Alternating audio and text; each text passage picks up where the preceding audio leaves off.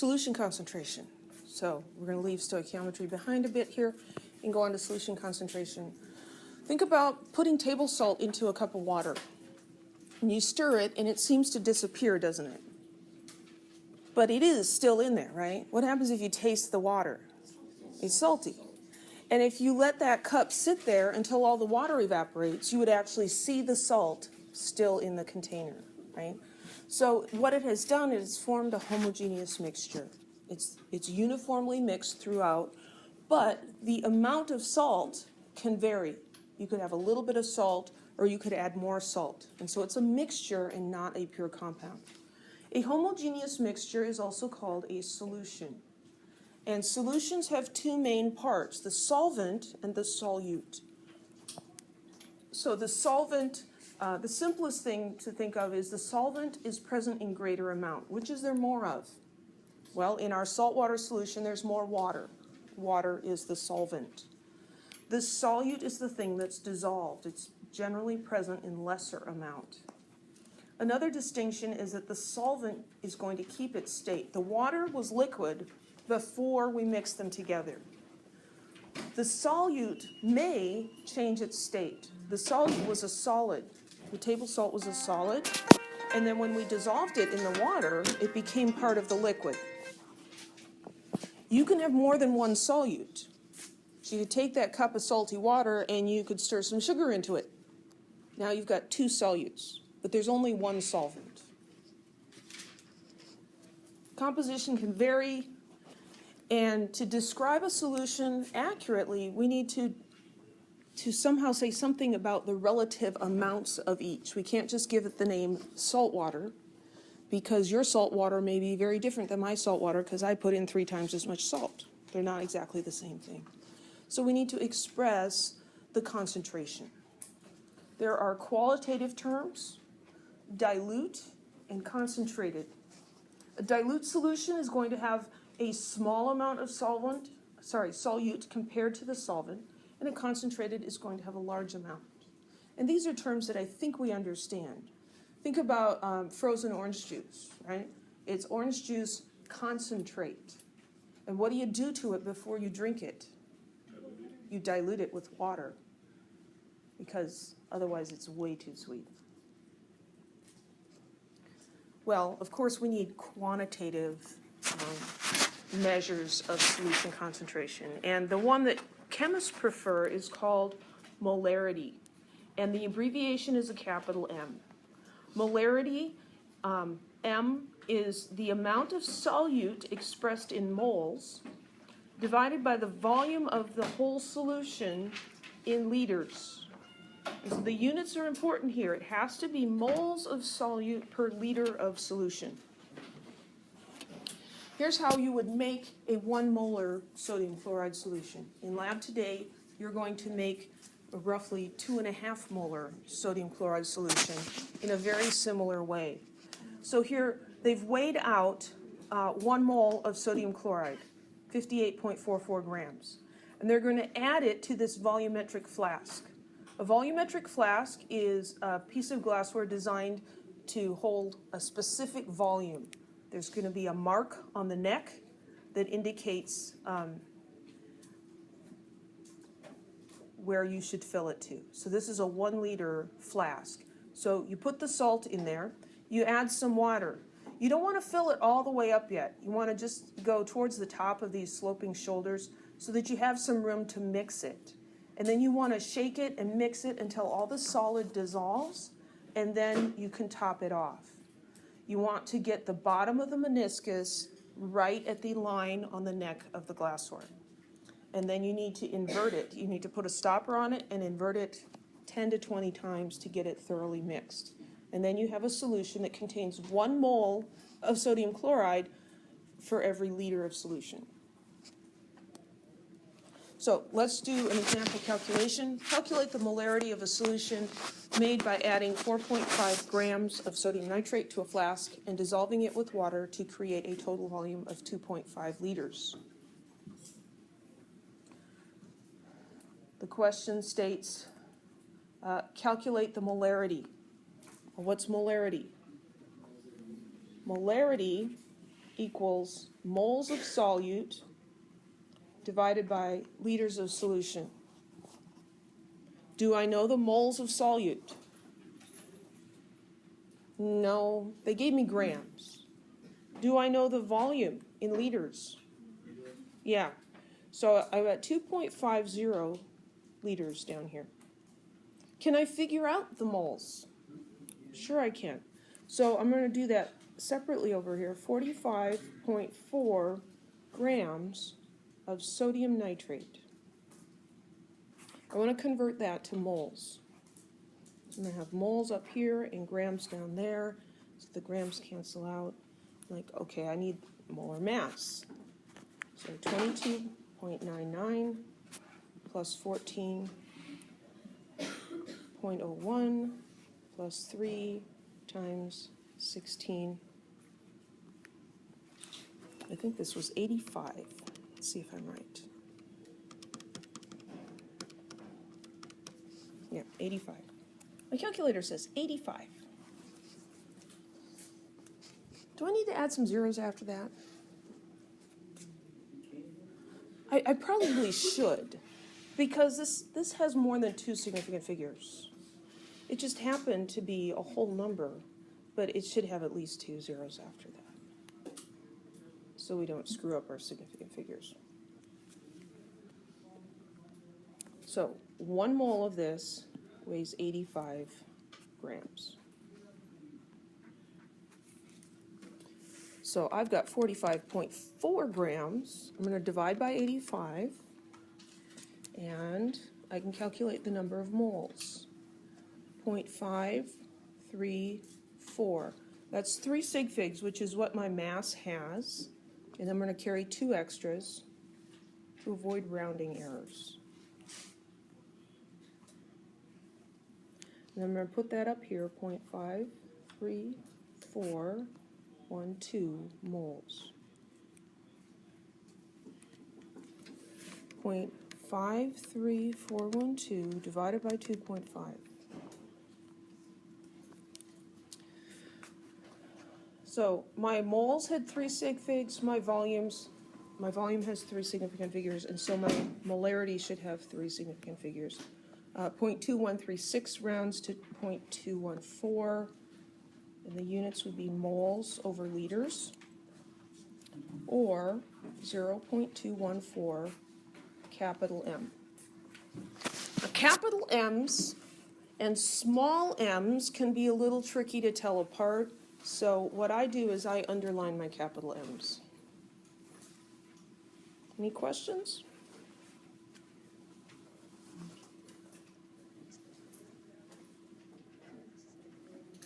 Molarity can be used as a conversion factor, moles per liter. It relates moles of substance to liters of solution.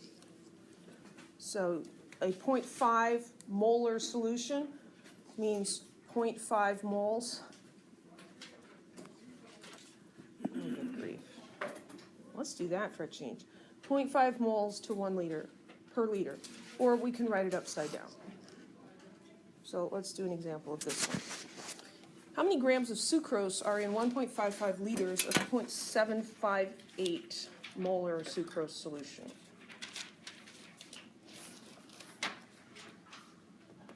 Well, I've got 2 numbers. I've got 1.55 liters, and I've got 0.758 capital M. And what am I trying to find? Trying to find grams of sucrose. C12, H22O11. That's table sugar.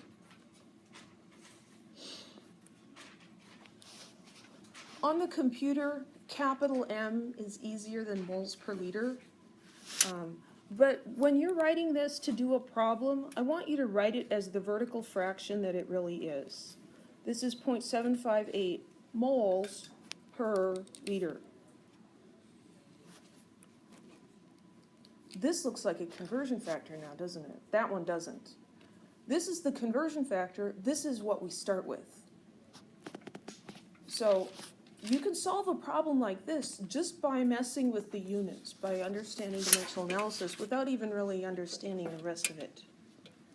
So I'm going to take my liters and I'm going to try to get to grams, but I don't know the relationship between grams and liters. This conversion factor will allow me to go from liters to moles. Can I go from moles to grams? Sure I can. They gave me the formula. I can calculate the molar mass. So there's my path. 1.55 liters, and I'm going to convert to moles, and then I'm going to convert to grams.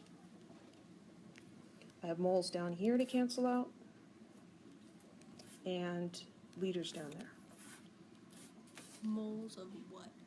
Moles of solute, moles of sucrose.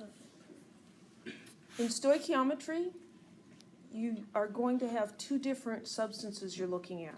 And so it's very, very important to say moles of what. Here, we're dealing with one substance. And so we can get away with just writing moles. You could certainly write moles of C12H22O11 in there, and I would recommend it. I'm just not feeling it today. Moles per liter. That's this molarity. In this situation, it's right side up. 0.758 goes with moles.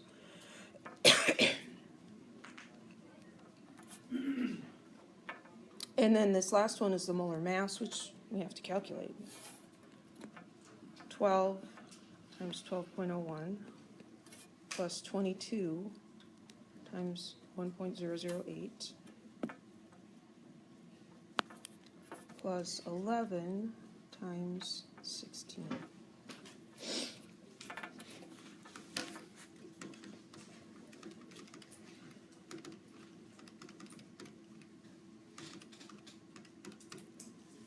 $342.296.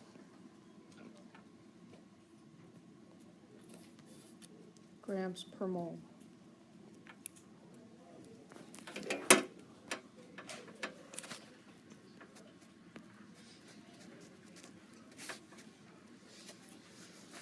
So I've got 1.55 times 0.758 times 342.296. How many significant figures does my answer need to have? 3.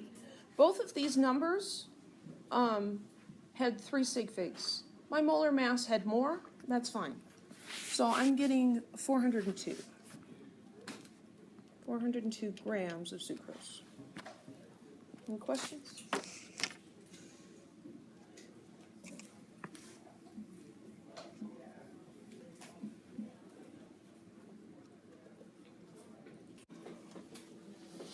We often store chemicals as solutions in the stockroom, more concentrated, because it's convenient. Just like they sell frozen orange juice concentrate because it's more convenient than keeping fresh on hand.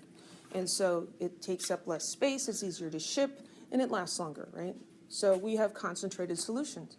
And then what we do is we dilute them to make the concentration that we need for whatever experiment we're doing. When we do that, it's the same process as making orange juice. So when you make orange juice from the frozen concentrate, you get a pitcher, you open the can, you squeeze all the orange goodness out into the pitcher, right? Then you take your little can and you go to the faucet and you fill it up with water and you pour it into the pitcher. Does that change how much orange goodness is in the pitcher? No. It changes the total volume, but the amount of orange stuff is the same. And then you go fill the can up again and you pour it in. And you fill it up again and you pour it in and you mix it. The amount of orange stuff stays the same. That's the solute.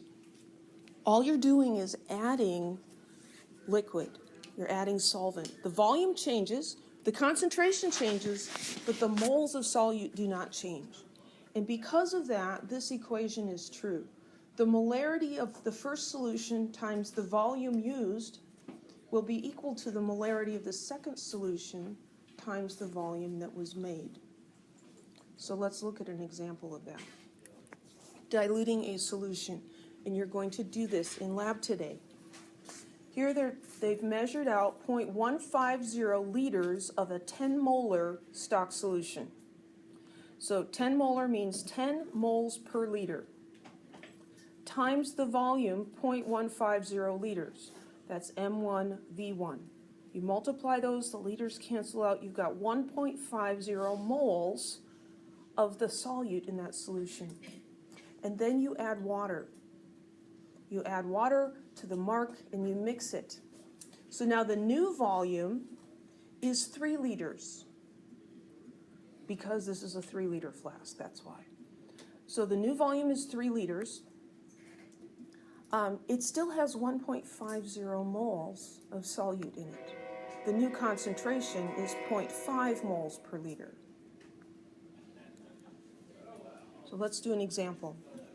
To what volume in milliliters should you dilute 100 milliliters of a 5 molar calcium chloride solution to obtain a 0.75 molar calcium chloride solution?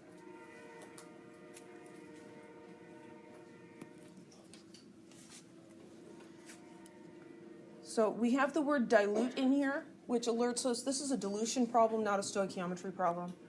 The other hint is that this is calcium chloride, this is still calcium chloride. The substance isn't changing, just concentrations are changing. So what we need to do is we need to identify the volume and the concentration in molarity of each of these. So 100 milliliters, well, that's a volume. I'm going to say that's the volume of the first solution. 100 milliliters of 5 molar. So those two go together. So the concentration of the first one is 5.00 molar, which is the same as 5.00 moles per liter. So that's one solution. This must be the other solution. So that is M2 is 0.750 molar, which means 0.750 moles per liter. And we want to know what volume 2 is. We're going to use the equation M1V1 equals M2V2. We're trying to solve for V2. So we need to divide this side by M1 so the M1s cancel out. And we divide the other side by M2, so the M2s cancel out. We divide the other side by the same thing. You have to do the same thing to both sides of the equation so that it remains equal. So now we have V2 is equal to M1 V1 over M2. Make sure that you're copying that carefully because it's easy to get the 1s and 2s mixed up. We don't have to write that specific thing down, right? We can just plug in the numbers and do it. You wouldn't necessarily have to write this down. I'd like to see either this or that. I think it's really good to, I mean, this one's kind of messy because I rearranged it, but I'd really like to see the rearranged equation. Because then I can tell, did you rearrange the equation incorrectly or did you plug the numbers incorrectly? Because both of those are common mistakes.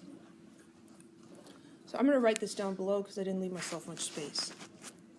So M1 is 5.00 moles over liters times the volume, which is 100.0 milliliters, and that's divided by the other molarity, 0.750 moles per liter. Yes? We were given two volumes in this case and one molarity, and both our volumes were milliliters. We wrote milliliters first, milliliters. That goes with molarity? If you've got two volumes and a molarity, do you have to convert milliliters to liters? It never hurts. You can always convert it to liters. As long as you do it correctly, it's not going to hurt anything. What we'll find, though, is a lot of times we'll see that milliliters will cancel themselves out, even if there's two volumes. And so most of the time we don't actually have to convert to liters. You can if you want. If that's more straightforward for you, go ahead and do it. Before I do the math here, I'm going to check my units to make sure I don't have to convert this milliliters to liters, because I've got liters here and liters there. What happens here is the moles cancel out and these liters cancel out, and I'm left with milliliters. And that's okay because they want the volume in milliliters. So in this case, the units took care of themselves. So I've got 5 times 100 divided by 0.75. And how many significant figures should my answer have? 3. So that rounds to 667 milliliters. Now, ask yourself, does it make sense? So I took 100 milliliters of this solution and I diluted it. Should the volume get larger or smaller? Bigger. It should get bigger, and it did. Common mistake is to get something upside down and your volume will go in the wrong direction. Any questions?